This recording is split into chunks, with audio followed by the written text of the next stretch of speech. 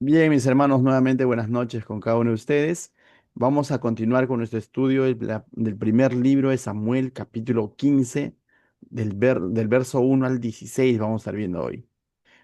Eventos previos a este capítulo son justamente, veíamos el capítulo anterior, ¿no? En el capítulo 14, ese pacto absurdo que hace el rey Saúl cuando de pronto el pueblo se encontraba en batalla con los filisteos, básicamente liderados por su hijo Jonatán, ¿no? Y Dios le estaba dando victoria a través de la audacia, la valentía, la fe que tuvo Jonatán y su paje de armas. El Señor les estaba dando victoria, ¿no? Y definitivamente Dios estaba respaldando el accionar de Jonatán. Pero en medio de todo eso vemos a un Saúl tratando de hacer cosas entre comillas espirituales, pero más que espirituales, está haciendo cosas que no le competen, ¿no?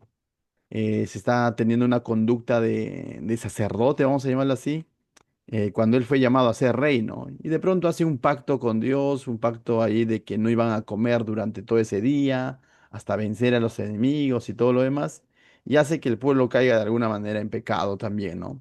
Ciertamente Dios va a corregir todo eso, le va a mostrar a través del profeta lo mal que ha estado actuando Saúl. Pero ahora pasamos a un nuevo capítulo donde nuevamente vamos a ver cómo es que está yendo de mal en peor.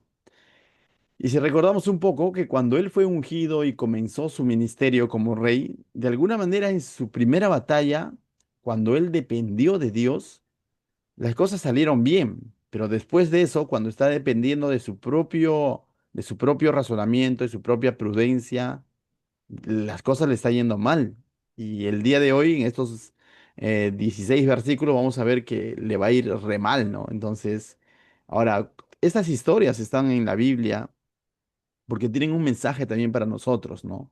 El Señor ha plasmado la historia de cada uno de estos hombres que el Señor levantó en algún momento para que puedan liderar a su pueblo, al igual que en el tiempo de los jueces, pero también para mostrarnos cómo es que es el corazón del ser humano, ¿no? El corazón cuando se deja gobernar por el pecado, por la tentación, por el orgullo, por la vanagloria, ¿no?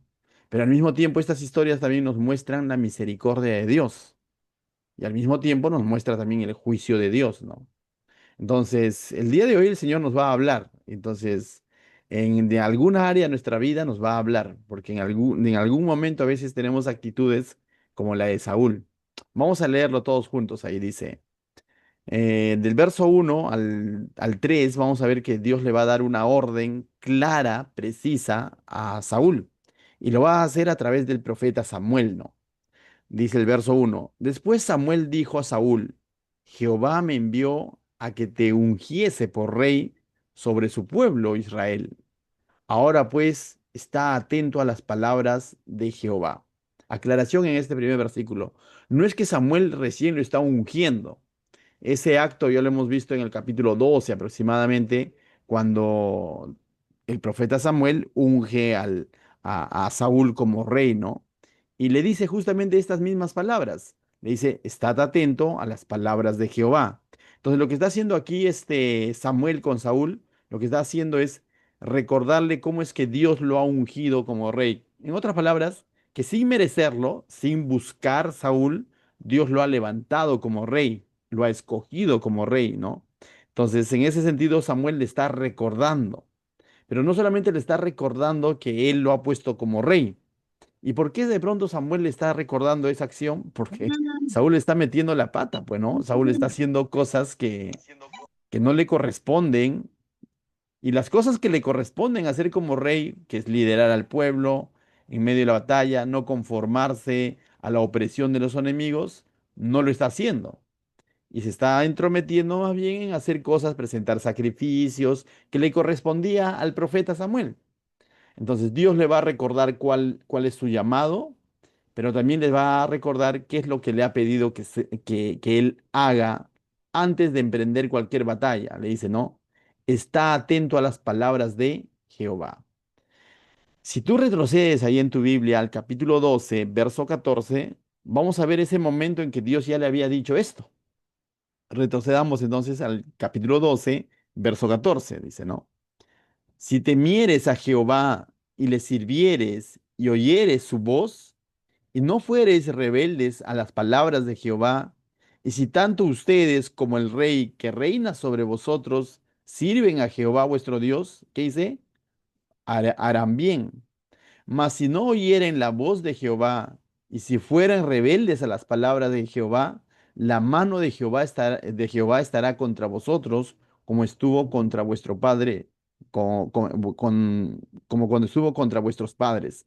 Lo que le está recordando en ese evento es que justamente cuando Samuel vuelve a confirmar a Saúl como rey ante el pueblo. Previo a eso les dice, no, ustedes han pedido rey, han desechado a Dios. Bueno, aquí está el rey, les presenta a Saúl, él es su rey, y lo único que les pide es de que sirvan a Dios, que oigan su voz, que no sean rebeldes a su palabra, ¿no? Y que el pueblo y el rey de pronto se alineen al Señor, ¿no? Y si hacen eso, dice, harán bien. Pero al mismo tiempo en el verso 15 les advierte, ¿no? Mas si no oyen la voz, si son rebeldes a la palabra de Dios, la mano de Jehová estará contra vosotros, como estuvo en contra de vuestros padres. Y le recuerda que ya hay antecedente de que Dios en algún momento había corregido a su pueblo. Y tú dices, ¿cuándo ocurrió eso? Para eso tendríamos que retroceder al todo el libro de los jueces, que ya lo hemos estudiado verso a verso, ¿no? Te recomiendo que lo puedas buscar en el YouTube, donde veíamos cómo es que cada vez que el pueblo se desviaba de lo que Dios había establecido, cuando cada vez que el pueblo se alejaba de Dios, cada vez que el pueblo se alejaba de la palabra de Dios, cada vez que el pueblo se inclinaba a la idolatría, le venían las consecuencias de su pecado. Y en el libro de Jueces se dice que ellos eran asolados, eran sometidos y ellos clamaban a Dios y Dios les daba nuevamente un líder, ¿no? Y los libraba a través de este líder de sus enemigos y el pueblo nuevamente se olvidaba de Dios y eso era una constante. Entonces, ahora esta promoción de Saúl tienen un ejemplo pasado como para decir, ciertamente Dios, que cuando no estamos alineados a su palabra, nos va a disciplinar, ¿no? Otro ejemplo que les podemos mencionar, que ellos lo tenían muy cerca, o muy claro, es lo que ocurrió en el desierto, ¿no? La misma manera, Dios los llamó, los sacó de Egipto, les prometió la tierra prometida, en el desierto les dio provisión de agua, de maná durante todos los años que ellos estuvieron ahí, pero aún así ellos, dice, llegó un momento en el que se quejaron de Dios, renegaron de Dios y de pronto les vino la disciplina. ¿Y cuál fue la disciplina? Que iban a estar dando vueltas en el desierto por 40 años y que toda esa promoción, toda esa generación que renegaron de Dios, que no oyeron la voz de Dios, se quedaron simplemente en el desierto y no cruzaron a la tierra prometida. Entonces, para Saúl y el pueblo en ese momento, esto ellos lo tenían mucho más fresco que nosotros y ya lo tenían por escrito. Es decir, los 5 primeros libros de la Biblia ya han sido escritos, lo que se lo conoce como la Torá, y ahí estaba toda esa historia cuando Dios traía juicio o traía corrección a su pueblo, ¿no? Y ahora les está diciendo, obedezcan la voz de Dios, miren todo lo que les ha dado, han pedido rey, ahí está el rey, obedezcan. Entonces ahora sí volvemos a 1 Samuel capítulo 15 verso 1. Ahora podemos entender lo que el profeta le está diciendo a Saúl, ¿no? Dios te ha puesto por rey, Jehová me ha enviado a que te ungiese por rey sobre todo el pueblo. Ahora pues, ¿qué le dice? Está atento a las palabras de Jehová. ¿Correcto?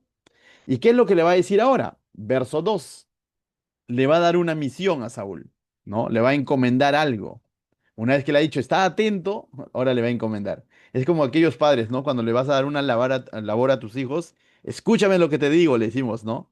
Y le das las indicaciones. Y de pronto terminan las indicaciones y la cosa lo hace al revés. Algo así va a suceder, mira. Verso 2 dice, así ha dicho Jehová de los ejércitos. Esto no era una ocurrencia de Samuel, sino él está diciendo, Dios ha dicho esto. Yo castigaré lo que hizo Amalec a Israel al oponérsele en el camino cuando subían de Egipto. Esto que está narrando el profeta Samuel y que está recordando de parte de Jehová, que iba a castigar a Amalek, quien se había opuesto a Israel. Esto ocurrió aproximadamente 400 años atrás a ese evento, cuando justamente el pueblo de Israel salía de Egipto y era llevado a la tierra prometida. Cuando están en esa marcha por el desierto, salió Amalek y todo su pueblo y de pronto hirieron al pueblo de Israel, ¿no? Y eso Dios había prometido castigar a ese pueblo que de pronto hizo daño o peleó contra los israelitas que estaban saliendo de Egipto a camino a la tierra prometida. Y cuando Dios había dicho que iba a vengar o que iba a traer juicio a ese acto hecho por Amalek, eso está en Deuteronomio capítulo 25, versos 17 al 19. Lo voy a leer, si desean lo pueden anotar. Mira lo que Dios dijo tiempo atrás, 400 años atrás, a lo que ahora va a hacer a través de Saúl. Dice, Deuteronomio 25, 17 dice, acuérdate de lo que hizo Amalek contigo en el camino, cuando salías de Egipto, de cómo te salió al encuentro en el camino y te desbarató la retaguardia de todos los débiles que iban detrás de ti cuando tú estabas cansado y trabajado, y no tuvo ningún temor de Dios. Entonces está recordando acá, Dios le está diciendo a su pueblo, en el libro de Deuteronomio, 400 años atrás, a lo que ahora le va a decir a Saúl, le está diciendo, acuérdate cómo es que los amalecitas los atacaron y les atacaron todavía por la retaguardia, donde estaban los más débiles. Los más débiles es donde iban los ancianos, donde iban las mujeres y los niños. Entonces estos amalecitas salieron y los atacaron sin piedad, ¿no? Por la retaguardia y dice, mientras ellos estaban cansados y trabajados, ¿no? Y no tuvieron ningún temor de Dios, dice. Verso 19 de Deuteronomio 25 dice, por tanto, cuando Jehová tu Dios te dé descanso de todos tus enemigos alrededor, en la tierra que Jehová tu Dios te da por heredad para que la poseas, borrarás la memoria de Amalek y de debajo del cielo y no lo olvides. O sea, le dio un encargo, ¿no? 400 años atrás, a través del libro de Deuteronomio que fue escrito por Moisés, ¿no? Les dio un encargo al pueblo diciendo, cuando ya estés posesionado en la tierra prometida, acuérdate de lo que Amalek hizo contigo, con los débiles, con los desvalidos. ¿Qué le dice? Borrarás la memoria de Amalek, es decir, los vas a eliminar. Entonces, y eso lo está dictando Dios. Ahora uno dice, pero Dios no es el todo bueno, el todo misericordioso, sí, pero Dios también es justo. Dios es el juez que trae justicia. Y lo que va a hacer con los amalecitas es traerle juicio por lo que ellos habían hecho, ¿no? Y entonces ahora Dios va a poner en acción ese plan a través de Saúl. Por eso que volviendo ahora a 1 Samuel, capítulo 15, verso 2, le va a decir nuevamente a Saúl, ¿no? Así ha dicho Jehová de los ejércitos, yo castigaré lo que hizo Amalek a Israel al ponérsele en el camino cuando subía de Egipto. Entonces Dios va a traer juicio contra los amalecitas, un pueblo pagano, un pueblo idólatra. Y esto nos muestra algo, mis hermanos, que Dios no olvide el pecado, ¿no? Mientras no haya arrepentimiento, Dios no olvide el pecado y que Dios trae juicio sobre el pecado. A veces pensamos que el tiempo lo paga todo, ¿no? O que el tiempo paga el pecado. No, el pecado solamente puede ser borrado como cuando un corazón se arrepiente sinceramente y viene al Señor en arrepentimiento y deposita su confianza en Cristo, ¿no? Hoy en día. Pero decirle, no, algo que hice hace muchos años, ya Dios se olvidó, no se acuerda. Si yo no me he arrepentido de ese pecado, tengo que arrepentirme de mi pecado y decirle, Señor, perdóname por eso que hice mal, ¿no?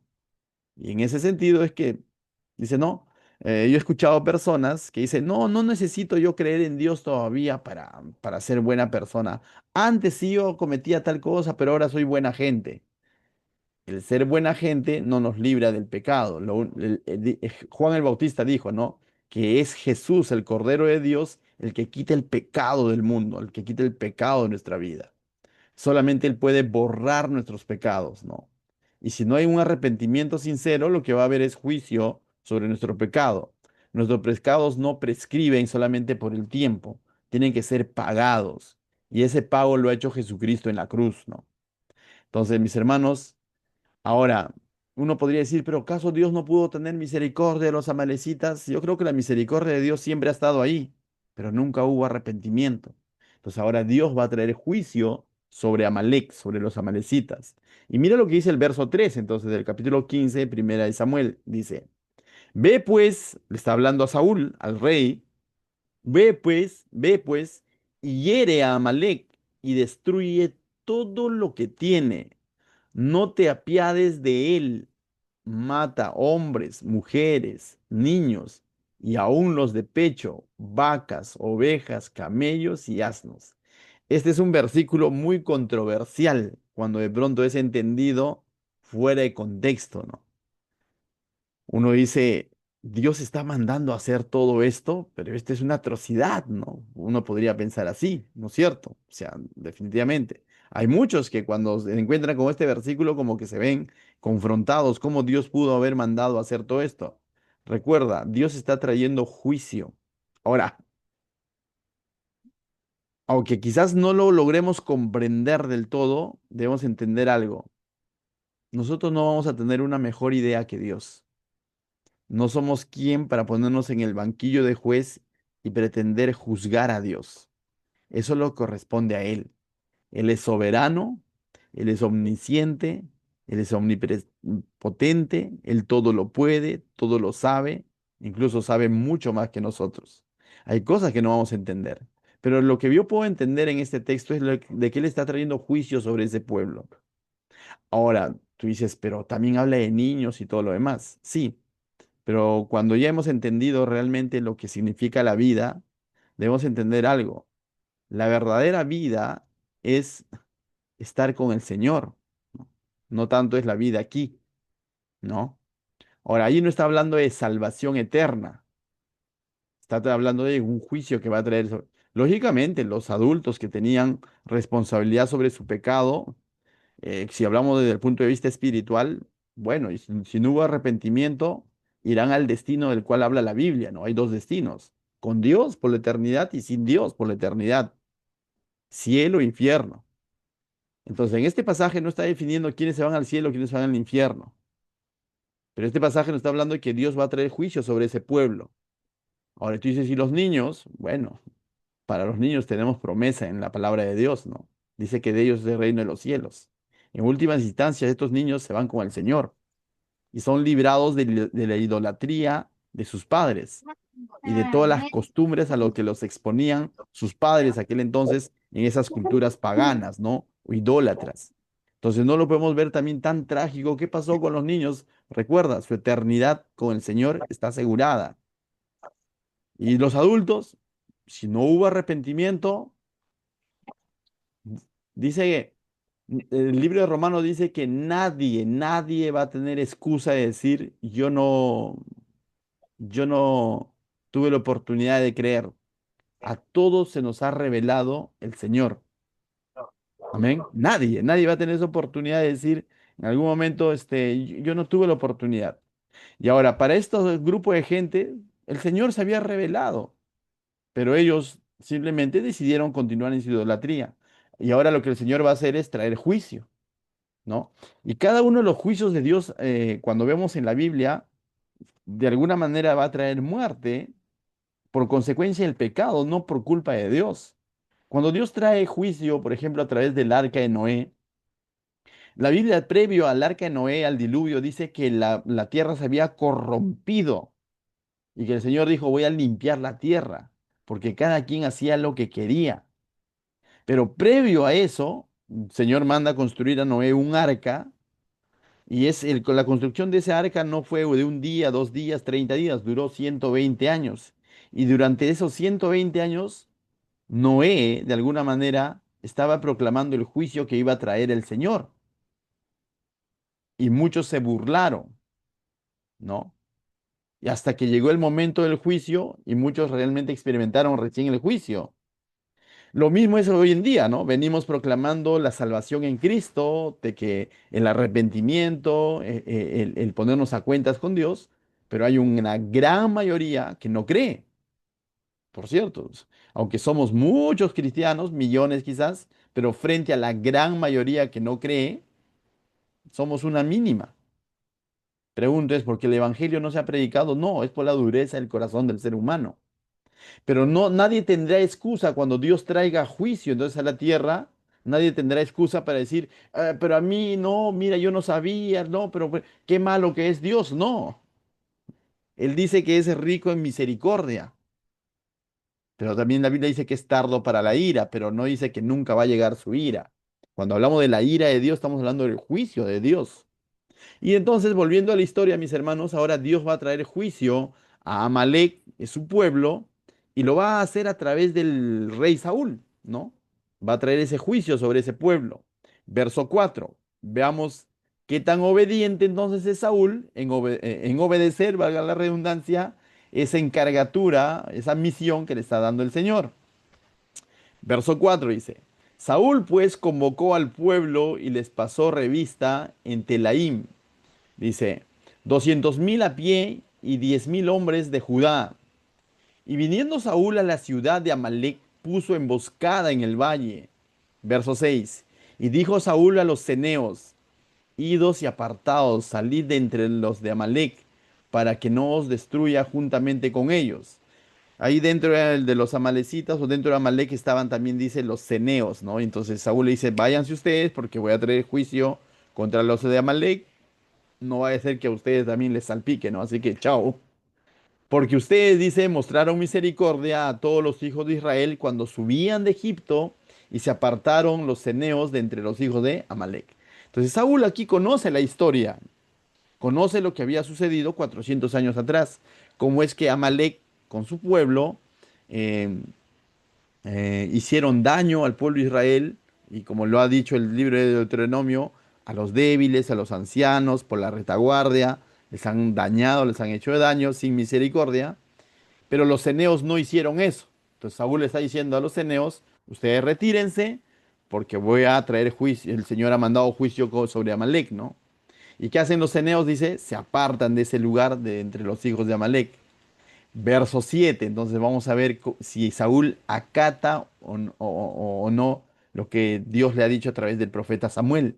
Verso 7 dice, y Saúl derrotó a los amalecitas desde Ávila, con H, hasta llegar a Shur, que está al oriente de Egipto, y tomó vivo a Agag, rey de Amalek, ¿no? Entonces Saúl va a tener su rehén, ¿no? Al rey de Agag, rey de Amalek.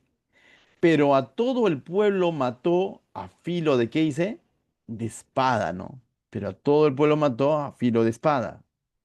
Pero hasta aquí, Dios no le había dicho elimina todo, pero él está tomando como rehén al rey de Amalek, ¿no? A Agar, Agag, rey de Amalek, ¿no? Esto para la época, tomar a un rey de otro pueblo en medio de la batalla era como símbolo de orgullo. Era como un símbolo de, como un trofeo de guerra. Y entonces él de alguna manera está buscando su propio trofeo, su propio reconocimiento. Y está canjeando ese deseo de reconocimiento o de verse como el rey victorioso, lo está cambiando por la obediencia a Dios, porque está desobedeciendo a Dios. O visto de otra manera, se está queriendo mostrar como más bueno que Dios, porque Dios dijo elimina todo, pero él está ¿qué? Guardando la vida del rey de Amalek, ¿no? De los amalecitas. Entonces, vemos aquí a un Saúl creyendo tener una mejor idea que Dios, ¿no? Grave error cuando a veces creemos tener una mejor idea que Dios. ¿Te ha pasado que el Señor te dice, déjalo todo? Y tú dices, pero esto no está tan mal, ¿no? Apártate de tal cosa, de tal tipo de actividad, o que es más, quizás el Señor te muestra claramente que te apartes de cierto tipo de hábitos, y tú dices, pero es que esto no está tan mal. A veces queremos tener una mejor idea que Dios, ¿no? Insensatos. Creemos saber más que Dios o creemos ser más buenos que Dios. Pero eso, ¿sabes qué se llama? Desobediencia. Y la desobediencia a Dios es pecado, no tiene otro nombre. No se llama chispotear, no, ese es desobedecer a Dios. Y desobedecer a Dios es pecado, mis hermanos. Entonces, cuando Dios nos da una palabra explícita, nos da una orden, tenemos que ser, en ese sentido, tenemos que ser radicales. A eso debemos de llamarlo radical.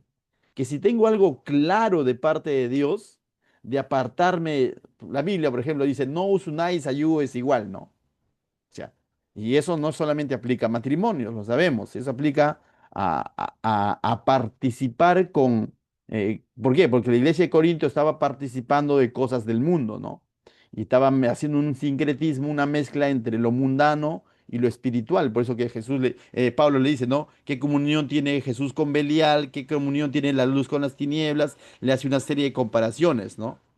Santiago lo dice de otra manera, ¿no? El hombre de doble ánimo, ¿no? Como que a medias con el mundo y a medias con Dios. Jesús lo dijo de otra manera en los evangelios, ¿no? El que tiene amistad con el mundo es enemigo de Dios. Pablo lo dice de otra manera, no te amoldes a este mundo, no te adecúes. Entonces, mis hermanos, hay cosas que el Señor nos muestra y es tajante en su palabra, que ya no debería ser parte de nuestra vida. Pablo dice que despojaos del viejo hombre. Entonces, pero a veces nosotros en nuestro propio razonamiento, en nuestra propia prudencia, creemos que no está tan mal y podemos darnos ciertas permisiones.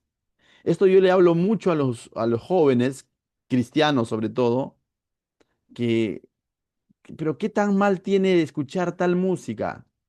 O sea, a veces parece inofensivo, ¿no? Pero ¿qué tan mal tiene, por ejemplo, tener enamorada a esta edad? No está tan mal, la Biblia es clara. ¿Es cristiana? No. Si no es cristiana, es clarísimo. Es clarísimo. O sea, no esperes todavía meter la pataza para decir recién desobedecí a Dios. Y aquí Saúl está dando un primer paso a su... Bueno, ya está de picada, ¿no? Pero está dando un primer paso. Le dijo, elimina todo y él se está guardando la vida del rey porque lo quiere tener como trofeo. ¿Qué de malo tiene? Yo tengo el control sobre él, está encarcelado, no va a hacer nada, estoy eliminando a todo el pueblo, pero esto lo va a llevar a más. Mira lo que dice el verso 9. Y Saúl y el pueblo perdonaron a Agag, y no solamente a Agag, ¿qué más dice? Y a lo mejor de las ovejas y del ganado mayor, de los animales engordados, de los carneros y de todo lo bueno y no quisieron destruir más todo lo que era vil. No, dice, y no lo quisieron destruir, dice, ¿no? A todo lo que era bueno, ¿no? El ganado, los carneros, engordados y todo lo demás. Mas todo lo que era vil y despreciable, ¿qué hice? Lo destruyeron. Parece una buena idea, ¿no? Oye, pero mira, esto está bien, ¿cómo lo vamos a destruir, no? Este carnero está gordito, puede servir. Oye, esta vaquita está bien. Pero ¿qué le había dicho Dios? Si retrocedemos verso atrás, le dijo que destruya todo, todo, fue explícito. Y Saúl se guarda lo mejor. O algunos dicen, pero con buenas intenciones, porque mira, además no se lo va a comer él solo todo, ¿no? Tal vez pensaba llevárselo a los pobres, qué sé yo, no. Como dicen, ese es como lavar, ¿no? Lavar lo mal habido, ¿no? Como aquel choro, ¿no? Dice, roba pero ayuda, ¿no? Pues, pecado es pecado. Dios dice no robar. Y en este caso a Saúl le había dicho, mata todo. Y Saúl se está guardando, vuelve a repetir, lo mejor. Cree tener una mejor idea que Dios. Quizás tuvo de las mejores intenciones, pero es desobediencia. Está desobedeciendo a Dios. Verso 10. Vamos a ver si el Señor se lo pasa, ¿no? Y recuerda, Dios es rico en misericordia, pero Dios también es justo y Dios es soberano y mucho más sabio que cualquiera de nosotros. Verso 10 dice, y vino palabra de Jehová a Samuel diciendo, Dios todo lo sabe. No es que Samuel le ha avisado, sino más bien Dios le está avisando a Samuel. ¿Lo ves? No es que Samuel tirando dedo a Saúl, sino, y eso también es algo que debemos de entender, mis hermanos. A veces el Señor nos habla a través de un hermano, a través del pastor, y no es que que alguien te tiró dedo, sino recuerda algo, Dios todo lo sabe, Dios todo lo ve, y usa a sus siervos para recordártelo. Y eso va a hacer ahora con Samuel. Lo va a usar para decirle a Saúl que el Señor lo ha ampallado. Verso 11 dice, me pesa haber puesto por rey a Saúl, porque se ha vuelto en pos de mí, es ese contrario a mí, ¿ya? Y no ha cumplido mis palabras. Y, o sea, para el Señor está claro, me pesa, es como me duele haber puesto que Saúl como rey, y, no, y dice, no, está en contra de mí y no ha cumplido mis palabras. Esta palabra pesa, de alguna manera, es una expresión. Ya, pero no es que es como que algunas veces a veces se malinterpreta también cuando dice, y Dios se arrepintió, ¿no? Y Dios le pesó. No es que Dios se equivocó al poner a Saúl como rey. Este me pesa es como que me duele lo que está haciendo él, ¿no? Son expresiones que se usan de alguna manera para entender un poco al Señor, ¿no? Y no son expresiones exactas, ¿no? Es una expresión como esa, por ejemplo, es que Él nos abriga con sus alas. No es porque Dios tenga alas, ¿me hago entender? Entonces, esta expresión dice que es una expresión antropomorfista, ¿no? Que se le da cierta cualidad a Dios, cualidades de un hombre, ¿no? Como un hombre, cuando de pronto a alguien le falla, le pesa, ¿no? En ese sentido, pero Dios no es hombre. Entonces, estaba expresando más o menos el dolor que tiene Dios, ¿no? De la desobediencia de Saúl. Y luego dice, y se apesadumbró Samuel y clamó a Jehová toda aquella noche. Samuel, vemos en su rol de intercesor, en su rol de profeta, ¿no? En su rol sacerdotal. Para Samuel no va a ser fácil llevar estas palabras ante Saúl y él va a clamar toda la noche. Ciertamente para Samuel no va a ser fácil llevar estas palabras de juicio ahora contra Saúl, pero va a obedecer a Dios, eso es lo interesante. Mientras que Saúl escuchó la voz de Dios a la ligera y lo desobedeció. Aquí vemos a un Samuel clamando. Mis hermanos, créeme que justamente el llevar una palabra de corrección a alguien no es fácil. Te lo digo como pastor y quizás también te puede haber pasado a ti como hermano en Cristo cuando tienes que hablarle a alguien sobre algo que tú observas que está mal a la luz de la palabra. No es fácil porque no es tan ligero como decir, oye, mira, hiciste este mal y todo. Hay un como que preferiría no hacerlo, pero nuestra obediencia a Dios está primero, ¿no? Y entonces requiere oración, ¿no? Señor, ayúdame a tener palabras sazonadas con gracia para hablar a esta persona. Y entonces comprendo un poco de pronto la actitud de Samuel, ¿no? Se apesadumbró y clamó a Jehová toda aquella noche, ¿no? Es decir, oró al Señor, ¿no? No para decir, Señor, no me mandes. Va a terminar yendo hablando con Saúl. Verso 12, ¿qué dice? Madrugó luego Samuel para ir a encontrar a quién? A Saúl por la mañana. Finalmente, Samuel va a cumplir lo que el Señor le está pidiendo hacer. Mire ese contraste, ¿no? Samuel cumpliendo lo que el Señor le está pidiendo hacer, a cuadrar a Saúl. Y vemos a un Saúl diciéndole amén a todo, pero en la hora de la hora, haciendo las cosas a medias o creyendo tener una mejor idea que Dios, tan a la ligera. Y esa ligereza de Saúl lo vamos a ver en esta expresión del verso 12, dice, madrugó luego Samuel para ir a encontrar a Saúl por la mañana, ¿y qué dice? Y fue dado aviso a Samuel diciendo, Saúl ha venido a Carmel, y he aquí se levantó un monumento. ¿Qué había hecho Saúl en ese lugar? Se había levantado un monumento. ¿Te das cuenta?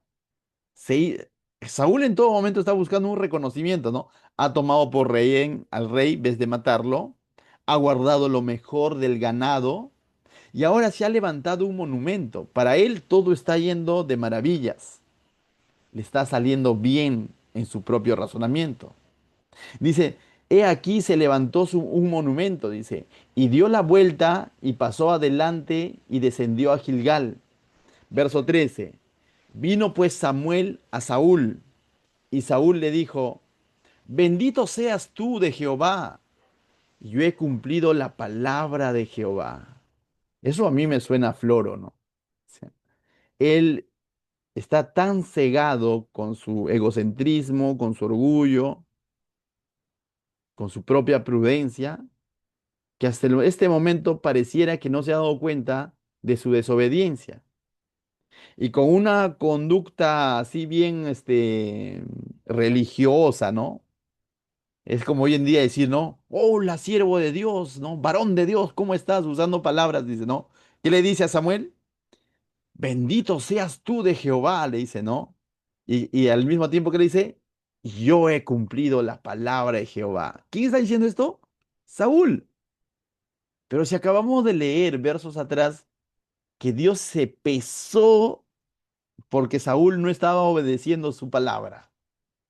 Pero Saúl está recontra seguro que él ha obedecido la palabra, ¿no? A veces, mis hermanos, caemos en esa actitud, ¿no?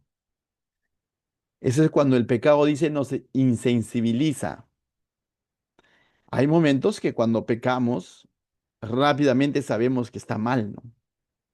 Eso es cuando todavía estamos en esa comunión con el Señor, ¿no? En esa dependencia del Espíritu, el Espíritu se contrista en nuestro corazón, nos redarguye y sabemos, ¿no? Y estamos con la cabeza agacha ahí, ¿no? Sabiendo que tenemos que ponernos a cuentas con el Señor. Y el Espíritu Santo te va a llevar a arrepentirte, a que pidas perdón al Señor, ¿no? Pero cuando ya el pecado se convierte en una práctica, nos insensibiliza, ¿no? Es como la lepra, dice, ¿no? Va carcomiendo nuestra carne y de pronto no nos damos ni cuenta, ¿no? Y aquí vemos a un Saúl insensible porque él cree que ha hecho bien. No sé si te has encontrado con personas así o en algún momento te has encontrado en esa situación, en esa conducta religiosa, ¿no? Pensando que estás cumpliendo con Dios porque vas los domingos, pensando que estás cumpliendo con Dios porque oras por los alimentos, pensando que estás cumpliendo con Dios porque, bueno, lees la Biblia, pero a la par estás llevando una vida pecaminosa. Y de pronto te encuentras con un hermano y dices, hola, varón de Dios, ¿cómo estás? Santo, santo, y nos vemos en la iglesia, gloria a Dios. Pero simplemente son ya expresiones religiosas que están saliendo ahí por salir. En esa situación se encuentra en este momento Saúl. Cree haber cumplido la palabra. Verso 14. Samuel entonces dijo, pues qué balido de ovejas y bramido de vacas es este que yo oigo con mis oídos. ¿Qué significa esto? Que mientras Saúl estaba diciendo, he cumplido la palabra de Jehová, detrás de él escuchaban, va, va, bramido de vacas, de ovejas. Y Samuel está diciendo, en otras palabras, está diciendo, Dios no te había dicho, elimina todo. ¿Qué es eso? ¿Qué es ese sonido? Entonces, Saúl se está viendo al descubierto, ¿no? Mis hermanos, a veces podemos decir que estamos bien cuando alguien nos pregunta, ole, ¿cómo estás? ¿Cómo te va? ¿Cómo te va con el Señor? Podemos decir bien de boca para afuera, pero nuestras expresiones, nuestras actitudes, nuestras acciones dicen todo lo contrario, están ahí, va, y todos se dan cuenta menos nosotros. Nosotros creemos que estamos en lo correcto, pero todos los que están a nuestro alrededor están dando cuenta en nuestras expresiones, en nuestras actitudes, en nuestras reacciones, comenzando quizás por la familia, se dan cuenta que estamos mal y que necesitamos arrepentirnos. Pero nosotros creemos que no es así. A eso se le llama orgullo. El orgullo es eso que se pone como una coraza ahí en el corazón del hombre y no quiere reconocer su, su, su, su pecado, ¿no? Dijo alguien, ¿no? Que el orgullo es como el mal aliento. Tú no te das cuenta, pero todos los demás que están a tu alrededor lo sienten. Y ese es Saúl en este momento. Dice, he cumplido la palabra de Jehová. Y detrás de él estaba la evidencia de que no había cumplido, porque estaban el bramido de vacas, de ovejas ahí, el balido de ovejas, haciendo bulla, ¿no? Es como que alguna vez no sé si te ha pasado, ¿no? Bueno, te contaré un pecadillo de niño, ¿no? A mí me gustaba de niño el atún, ¿ya? Y mi mamá tenía bodega, ¿ya? Y a mí me gustaba el atún, pues, ¿no? Entonces, ¿qué hacía? A escondidas me sacaba un atún, lo llevaba a mi cuarto, lo abría y me lo comía puro, pues, ¿no? El trocitos todavía, pues, ¿no? Y si de pronto alguien me ampallaba, ¿qué comes? Nada, nada, pero tú sabes que o sea, el olor a atún sale, pues, ¿no? No, no como nada, no o sea, yo puedo estar diciendo no, pero la evidencia estaba ahí, en mi aliento y en el movimiento de mi boca, ¿no? Mis hermanos, a veces caemos en esa situación. Decimos estar bien con Dios, pero nuestras acciones dicen todo lo contrario. Tengamos cuidado con eso. No vaya a ser que estemos siendo insensibles. Verso 15. Y Saúl, entonces, cuando de pronto es confrontado por Samuel, ¿no? Diciendo, y esas evidencias, ese bramido, ese balido de ovejas, entonces él responde, Saúl, ¿no? Respondón todavía, mira. Y Saúl respondió, de Amalek los han traído. Está sacando cuerpo, ¿no? No dice lo he traído, sino que dice, no dice lo hemos traído, sino que dice los han traído. Alguien más ha hecho eso, menos él. Pero pregunto, ¿quién podía hacer algo en su propia cuenta si no es con la autorización del rey? Él es el rey y él es el que los ha traído. Él es el que les ha perdonado la vida, incluso al rey. Porque el pueblo, y ahora sí ya se lo chantó totalmente al pueblo, ¿qué dice? Porque el pueblo perdonó lo mejor de las ovejas. Si leemos el texto atrás, él ha perdonado, él ha sido partícipe.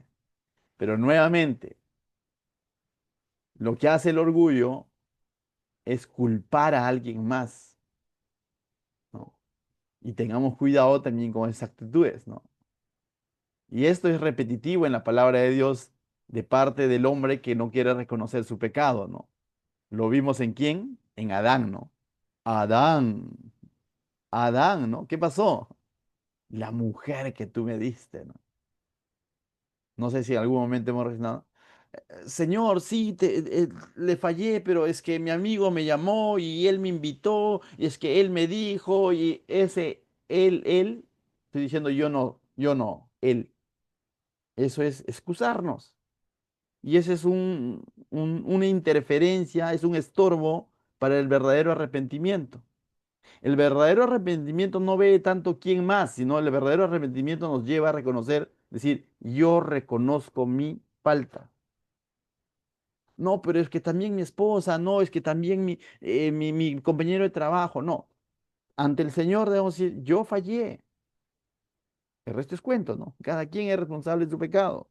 Y aquí vemos a un Saúl entonces responsabilizando, ¿no? Diciendo, lo han traído porque el pueblo perdonó lo mejor de las ovejas y las vacas, pero ahora va a querer incluso espiritualizar la acción, dice, para sacrificarlas a Jehová, ¿qué dice?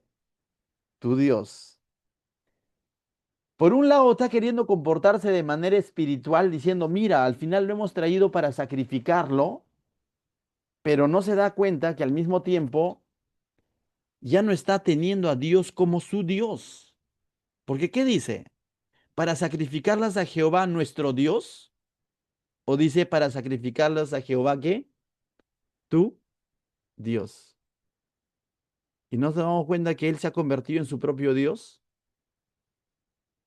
Claro, él era el Dios de Samuel, de Saúl, para nada, o que no está gobernando su vida. Y Saúl inconscientemente está diciendo, el pueblo ha traído todo esto para sacrificarlas a Jehová tu Dios. Y lo otro, ¿no? Nuevamente. Pero lo demás, como que volteemos la página, ¿no? Ya y no quiere seguir hablando de eso y dice, pero lo demás lo destruimos por si acaso.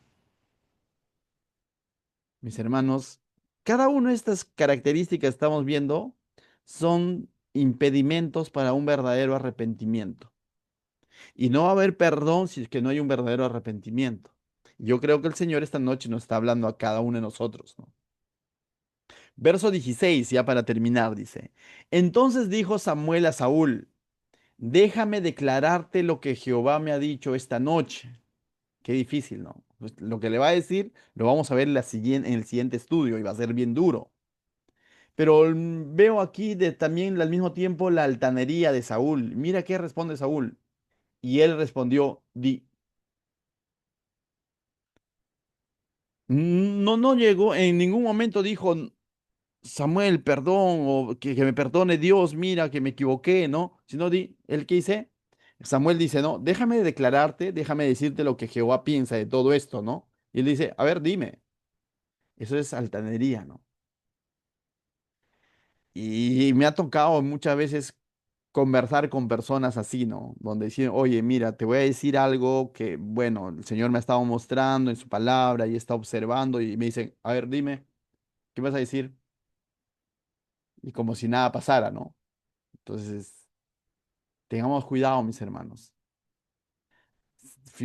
La historia va a continuar definitivamente, pero aquí vemos a un Saúl hasta este momento gobernado por su carne, eh, y ese orgullo lo está llevando a hacer cosas tontas realmente. Él piensa que no ha pecado, pero huele a pecado, se escucha a pecado, y cuidémonos de ese tipo de actitudes, ¿no? Este, ¿Sabes dónde comenzó todo? Cuando él de pronto decidió perdonar la vida del rey de Amalek, ¿no? ¿Correcto? Él decide perdonar y comienza a darse ciertas permisiones. No, no se veía tan mal, ¿no? ¿Pero para qué matar al rey? Pero si podemos tener al rey, parecía un acto bueno de misericordia, pero eso era una desobediencia a Dios. Mis hermanos, Amalek a veces en la palabra de Dios y es, es relacionado con el pecado, con la carne. Y si nosotros no hacemos morir nuestra carne, vamos a comenzar a conceder muchas otras cosas más. Y el conceder esas otras cosas más nos va a llevar justamente a ese declive espiritual, ¿no? Entonces, lo primero que tenemos que hacer, dice, es huir, ¿no?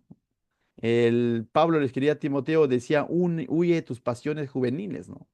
O sea, no le dice, haz acuerdos, haz alianzas, mira, concede un poco, tú lo vas a dominar, no, sino huye. Pablo en la carta a los romanos dice que debemos de hacer morir la carne, literal. O sea, no dice duérmelo un rato, sino haz morir la carne. Romanos 8:5 dice, porque los que son de la carne piensan en las cosas de la carne, pero los que son del espíritu en las cosas del espíritu. Porque el ocuparse de la carne es muerte, pero el ocuparse del espíritu es vida y paz. Mis hermanos, lo que tiene que gobernar nuestra vida no es la carne, sino es el espíritu.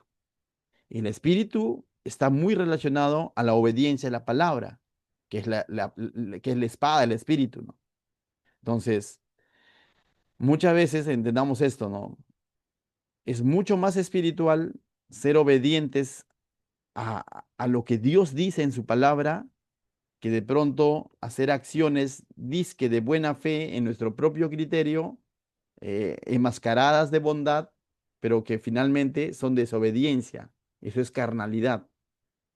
El Señor nos llama a vivir en el Espíritu, porque las cosas del Espíritu dice es vida y paz. Verso 7, Romanos 8 dice, por cuanto los designios de la carne son enemistad contra Dios, porque no se sujetan a la ley de Dios, a la palabra de Dios. Dice, ni tampoco pueden. Y los que viven según la carne no pueden agradar a Dios. Con emocionalismo, con buenas intenciones, no vamos a agradar a Dios.